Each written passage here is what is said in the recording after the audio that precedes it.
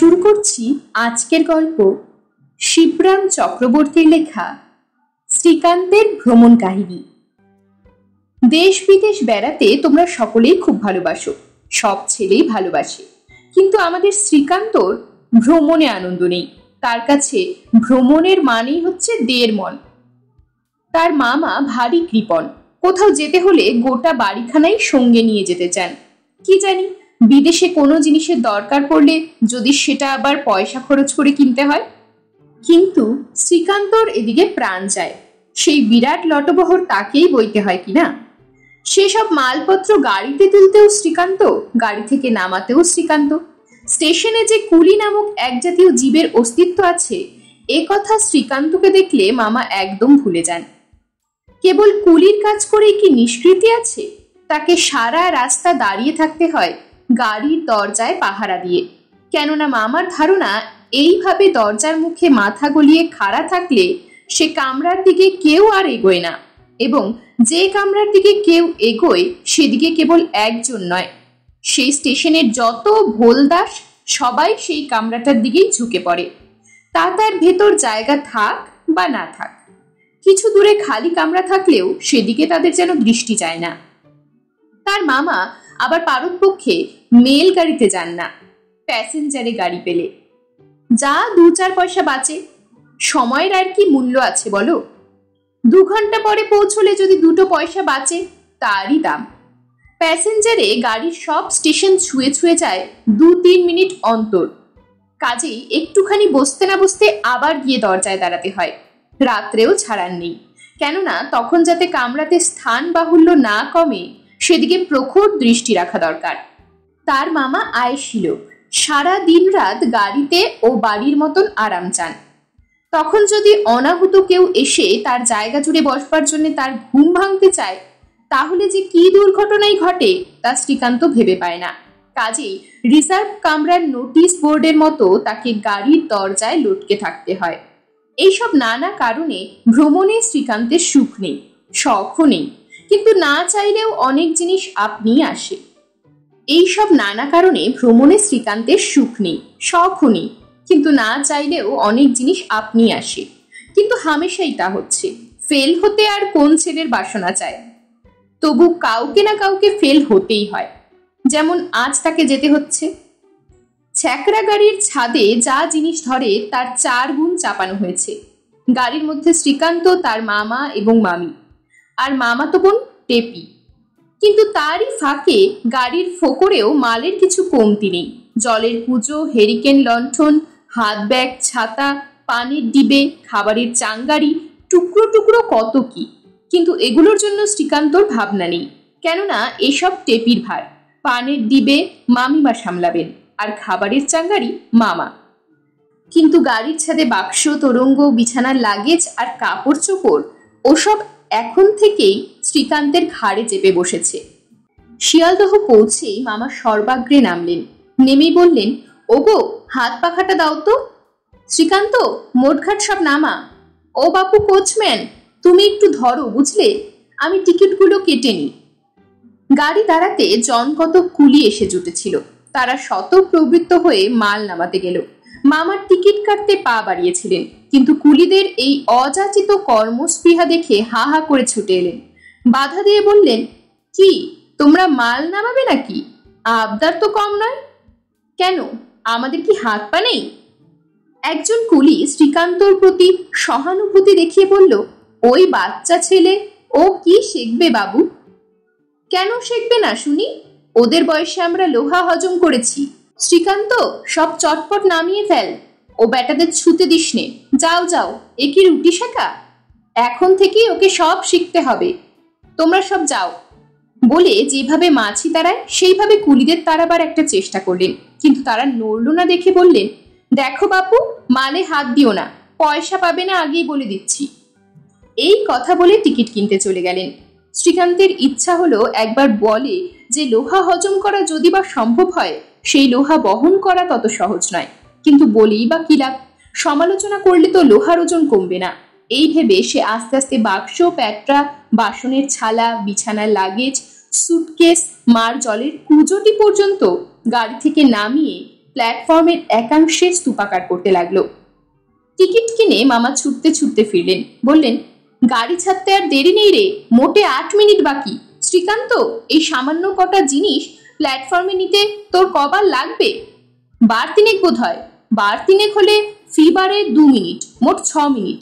বাড়তি থাকে আরো 2 মিনিট। খুব গাড়ি ধরা যাবে। টেপি, তুই এখানে দাঁড়িয়ে মালপত্রগুলো আগলা, শেষবারে শ্রীকান্তর সঙ্গে আসবি। আমি আর তোর মা এগোলাম। একটা খালি দেখে কামরা দেখতে হবে তো। শ্রীকান্ত, তুই ট্রাঙ্কটা মাথায় নে, তার উপরে ছোট সুটকেসটা চাপিয়ে দিচ্ছি, পারবি তো? বিছানার লাগেজটা বা বগলে নে, আর ডান হাতে বড় সুটকেসটা। বা হাতে লণ্ঠন দুটো ঝুলিয়ে নিস, তাহলেই হবে। দ্বিতীয়বার বাসন কোসনের থলেটা আর তোর মামির তোরঙ্গটা নিবি। দৌড়ে যাবি আর দৌড়ে আসবি, নইলে গাড়ি ফেল হয়ে যাবে, বুঝেছিস? আমি এগোই ততক্ষণ। তিনি তো এগোলেন, কিন্তু বহুদূর গিয়ে দেখেন শ্রীকান্তর দেখা নেই। তিনি আশা করেছিলেন যে শ্রীকান্ত তার পিছু পিছু দৌড়াচ্ছে। তাকে দেখতে না পেয়ে তিনি ক্ষুণ্ণ হলেন। ফিরে এসে দেখেন শ্রীকান্ত মালপত্রের বোঝা নিয়ে একেবারে যেন চিত্রপুত্তলিকা। কিরে, এখানে দাঁড়িয়ে রয়েছিস যে? গাড়ি ফেল করবি নাকি? কি করব, আমি এগোতে পারছি না যে, বড্ড ভারী হয়েছে মামা। টেপিকে বললাম, তুই পেছন থেকে ঠেলে ঠেলে দে, আমি চলতে থাকি। বারে, বাবা আমায় এখানে জিনিস আগলাতে বললো না? আমি ওকে ঠেলতে ঠেলতে যাই, আর এদিকে সব চুরি হয়ে যাক। তোমার আর কি, জিনিস কমে গেলে তোমাকে তো আর বইতে হবে না। মামা বললেন, তাই তো, ভারী মুশকিল হলো দেখছি। একটা কুলি এবার সাহস ভরে এগিয়ে এসে বলল, খোকা বাবু শেখবে কেমনে? সব ফেলে ভেঙে চুরমার হবে, আর এদিকে ট্রেন ভি ছেড়ে দিবে, তাই তো ভারী মুশকিল। কুলি করলে তো নগদ লোকসান, এদিকে জিনিস ফেলে ভাঙলেও ক্ষতি। গাড়িরও সময় নেই, কিন্তু ভাববার আর সময় কই। কাজেই বাধ্য হয়ে মামাকে 2টো কুলি রাখতে হলো। 8 ঘন্টা আগে বেরুলে এই অপব্যয়টা হতো না। শ্রীকান্ত ওই 5-6 বারে কম কম করে গাড়িতে মালগুলো তুলতে পারত। থাকবে, আর উপায় কি? অতঃপর একটা দেখবার মতো দৃশ্য হলো। 2টো কুলি আগে আগে, তাদের মাথায় 2টো বড় বড় তোরঙ্গ। একজনের বগলে বিছানার লাগেজ, আরেকজনের বগলে বাসনের থলে। মামি নিয়েছেন জলের কুঁজো, আর টেপি নিয়েছে পানের বাট। মামার এক হাতে একটা ছোট হাত ব্যাগ, অন্য হাতে তাল পাখা। তারই ভারে মামা কাতর। এতই ঘেমে উঠেছেন যে ওরই ফাঁকে তাল পাখার হাওয়া খেতে হচ্ছে তাকে। সব শেষে শ্রীকান্ত একেবারে কুঁজো হয়ে বাড়তি ট্রাঙ্কটা তারই ঘাড়ে চাপানো হয়েছে। শোভাযাত্রাটা দেখবার মতো। গাড়িতে উঠেই মামা লম্বা বিছানা পেতে ফেললেন। এতক্ষণ গুরুতর পরিশ্রম গেছে, সেজন্য যথেষ্ট বিশ্রাম দরকার। চলতি গাড়ির ফাঁকা হাওয়া গায়ে লাগতেই তিনি আরামে চক্ষু বুজে বললেন, আহ, এতক্ষণে দেহটা জুড়োলো। গোটা গাড়িটা ভর্তি, কিন্তু এ কামরাটা খুব খালি পাওয়া গেছে, কারু চোখে পড়েনি বোধ হয়। বিচিত্র লটবহরে ওই ছোট কামরার প্রায় সমস্তটাই ভরে গেছিল। তারই একধারে বসে শ্রীকান্ত তার পীড়িত ঘাড়ে শুশ্রূষা করছিল। তার অবস্থাটা বুঝে মামি বললেন, বড্ড লেগেছে নাকি রে? অপ্রতিভ হয়ে শ্রীকান্ত ঘাড়ে হাত বুলোনো বন্ধ করলো। না মামিমা। মামা বললেন, ওয়েট লিফটিং একটা ভালো এক্সারসাইজ, এতে ওর ঘাড় শক্ত হবে, সেটা দরকার। এরপরে ওর বউয়ের বোঝা রয়েছে না। বউয়ের না বইয়ের, কিসের বোঝা বললেন মামা? বোঝা গেল না সঠিক। মামি বললেন, তোমার যেমন, যাচ্ছি তো কদিনের জন্য বিয়ের নেমন্তন্নে, এত মালপত্র নিয়ে বেরোনো কেন? কি কাজে লাগবে এসব? মামা বললেন, যাকে রাখে সেই রাখে। কথাটা জানো তো, সব জিনিসই কাজে লাগে, কাজের সময় তখন পাওয়া না গেলেই মুশকিল। মামি বললেন, মদনপুরে গাড়ি তো দাঁড়ায় মোটে 1 মিনিট, বোধহয় 1 মিনিটও দাঁড়ায় না, তার মধ্যে কি এই লটবহন নিয়ে নামা যাবে? দেখো তখন কি ফ্যাসাদে পড়ো, বাক্স প্যাটরা সব গাড়িতেই থেকে যাবে দেখছি। মামা বললেন, কি যেন গিন্নি, ভাগ্যবানের বোঝা ভগবান বয়, কিছু ভেবো না তুমি। মামার কথায় শ্রীকান্তের হৃদকম্প হলো, কেননা মদনপুর স্টেশন যেখানে 1 মিনিট মাত্র গাড়ি থামে, কিংবা তাও থামে না, সেখানে ভগবানের জায়গায় নিজেকে ছাড়া আর কাউকেই সে কল্পনা করতে পারল না। এই বিরাট এবং বিচিত্র লটবহর তাকেই গাড়ি থেকে নামাতে হবে, তাহলেই তো সে গেছে, তাকে আর খুঁজে পাওয়া যাবে না। শ্রীকান্তর সারা শরীর রিরি করে কাটা দিয়ে উঠল। দমদমে গাড়ি দাঁড়াতেই জনকত কৃষ্ণকায় ফিরিঙ্গি যুবক এসে সেই কামরায় উঠল। মামার এবং মালপত্রের বহর দেখে তারা একেবারে হতভম্ব। অবশেষে তাদের একজন ভাঙা বাংলায় মামাকে বললে, তোমরা ও গাড়িতে কেন বাবু? এটা সাহেবদের জন্যে। দরজায় নোটিশ দেখো নাই? For Europeans only. তোমাদের নামিতে হইবে। সবেমাত্র আয়েশ করেছেন। নামার কথায় মামার কথা গরম হয়ে উঠল। তিনি বললেন, কেন নামতে হইবে? আমরাও তোমাদের মতোই খাঁটি ইউরোপিয়ান আছি। চাহিয়ে দেখো, তোমাদের ও আমাদের গায়ের রং এক প্রকার। অল রাইট, দেখি তোমরা নামিবে কিনা। বলে তারা নেমে গেল এবং পরবর্তী স্টেশনে একজন রেল কর্মচারীকে সঙ্গে নিয়ে এলো। কর্মচারীটিও এসে নামতে অনুরোধ করলেন। মামা বললেন, সমস্ত গাড়ি ভর্তি, কেবল একটা খালি। কোথাও জায়গা না পেয়ে বাধ্য হয়ে আমরা এই কামরায় উঠেছি। অন্য কোথাও বা উঁচু ক্লাসে আমাদের জায়গা করে দিন, এক্ষুনি আমরা নেমে যাচ্ছি। আচ্ছা, দেখছি। বলে কর্মচারীটি নেমে গেলেন। ফিরিঙ্গিরা গাড়িতে রইল। শ্রীকান্তর ভয় হলো পাছে কর্মচারীটি অন্য কোথাও জায়গা খুঁজে পান, তাহলে তো এক্ষুনি তাকে ভগবানের অবতার হয়ে আবার লটবহর বই করতে হবে। কিন্তু কর্মচারীটি আর ফিরলেন না, গাড়িও ছেড়ে দিল। কেবল ফিরিঙ্গিরা নিজেদের মধ্যে গজরাতে লাগলো। মামা সেদিকে ভ্রুক্ষেপ করলেন না, কিন্তু মামি বললেন, কাজ নেই বাপু, পরের স্টেশনে চলো, অন্য কামরায় যাই। হ্যাঁ, কোথায় খালি রয়েছে নাকি? না থাকে পরের গাড়িতে যাব না হয়। পাগল, সবই তো পরের গাড়ি মামিমা, কোনটা আমাদের নিজের গাড়ি? বলল শ্রীকান্ত। আবার ওঠানামার ঝক্কি বাবার দায় এড়াতে বলতে হলো তাকে, যদি পুলিশে ধরে নিয়ে যায়? সাহেবদের গাড়ি যে। মামিমা কন, হ্যাঁ ধরলেই হলো, তুমি চুপ করে থাকো। ব্যাটারা বাংলা বোঝে, তুমি ঘাবড়ে গেছো জানলে আরো লাফাবে। অগত্যা মামি চুপ করলেন। খানিক বাদে ব্যারাকপুরে এলো। গাড়ি দাঁড়াতেই ফিরিঙ্গিগুলো একজন সাহেব কর্মচারীকে ডেকে আনলো। তিনি এসে বললেন, বাবু, তোমাদের নামিতে হইবে। যাহাদের সাহেবী ড্রেস, এ কেবল তাহাদিগের জন্য। মামা বললেন, তা এ কথা আগে বলনি সাহেব? আমাদেরও সাহেব পোশাক আছে, আমাদের সময় দাও, আমরা এক্ষুনি সাহেব বনে যাচ্ছি। ওগো, ট্রাঙ্কের চাবিটা দাও তো। অগত্যা সাহেব কর্মচারীটি চলে গেল। মামার সত্যিই কিছু সাহেবী পোশাক ছিল না, একটা চাল মারলেন মাত্র। এদিকে গাড়িও ব্যারাকপুর ছাড়ল। অতঃপর ফিরিঙ্গিরা আর কোনো উপায় না দেখে এদের তাড়াবার ভার নিজেদের হাতে নিল। পরস্পর পরামর্শ করে এমন চেঁচামেচি শুরু করে দিল, মামি দস্তুর মতো ঘাবড়ে গেলেন। মামারও যে একটু ভয় হলো না এমন নয়। মামি বললেন, হ্যাঁ গা, কামড়ে দেবে না তো?